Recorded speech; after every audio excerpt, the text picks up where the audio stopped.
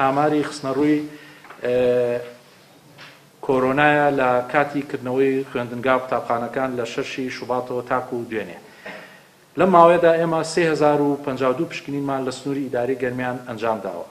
کۆی توشبوونمان لەم ماوەیەدا لە کردنەوەی قوتابخانەکان تەنها 56 کەس بووە. لەم ژمارەیە تەنها 15 خوێندکار و مامۆستا کە 8یان مامۆستان و 7یان خوێندکارن لە سنووری ئیداری گەرمیان لە هەردوو قەزای کەلار و کوفری و شوێنەکانی کە توشبوون کە بەمەش دەتوانین بڵێن ڕێژەی توشبوون لەسەر ئاستی پشکنینەکانمان بۆ سەرجەم دانیشتوانی سنوورەکە 1.8% و لەسەر ئاستی خوێندنگاکان لە سەدا O04 کە ژمارەیەکی زۆر کەمە بە شێوەیەکی گشتی دۆخی کۆرۆنا لە ئیستا لە سنووری ئیداری گەرمیان جێگیرە.